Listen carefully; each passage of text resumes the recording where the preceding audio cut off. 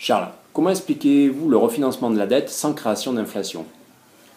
Alors, vous avez utilisé un mot très important qui est le mot refinancement.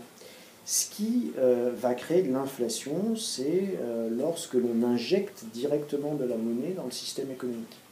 En clair, si demain vous versez 50 000 euros de primes à tous les chômeurs de France et que ces 50 000 euros proviennent d'argent créé par la Banque Centrale Européenne, il est évident que là, cet argent va être dépensé, épargné pour partie, dépensé pour beaucoup, il va donc être générateur d'inflation. L'argent arrive, il est injecté directement. Quand on parle de refinancement de dettes, les dettes, elles ont déjà été faites. Ce sont des dettes existantes. Ce qui veut dire que l'argent a déjà été injecté dans le système économique il y a 1 an, 2 ans, 5 ans, 10 ans. Tout dépend de la maturité de la dette que l'on refinance. Quand vous refinancez ces sommes d'argent, ce sont des jeux d'écriture comptable.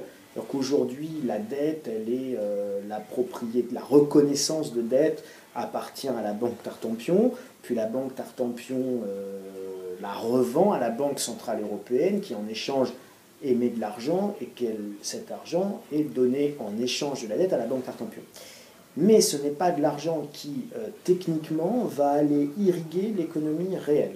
On est dans des jeux d'écriture comptable. C'est ce qui explique fondamentalement que la création monétaire actuelle soit relativement peu génératrice d'inflation.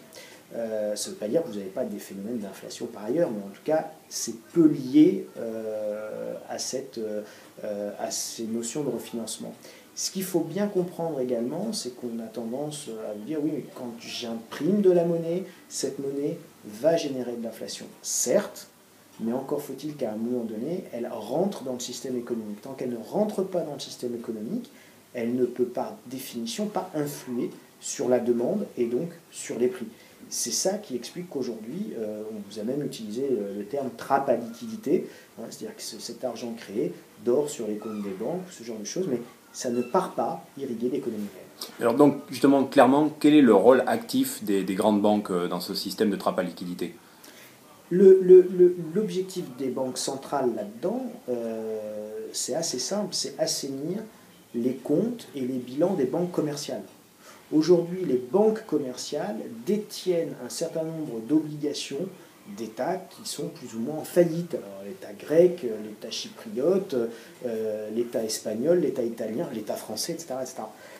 Si vous avez des problèmes sur les obligations de ces États-là, donc de ces dettes-là, par définition, les banques ont un problème.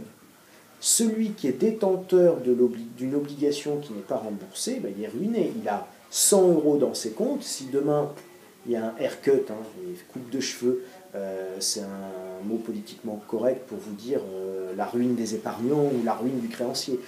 Si le créancier, c'est-à-dire celui qui est détenteur de la dette, perd 50, 60 ou 100% de la créance qu'il détient, il est ruiné. Une banque qui perd 100% des créances qu'elle détient, cette banque fait faillite. Si cette banque fait faillite, c'est tout le système bancaire européen qui va faire faillite, ou américain, puisqu'on a exactement la même chose aux États-Unis.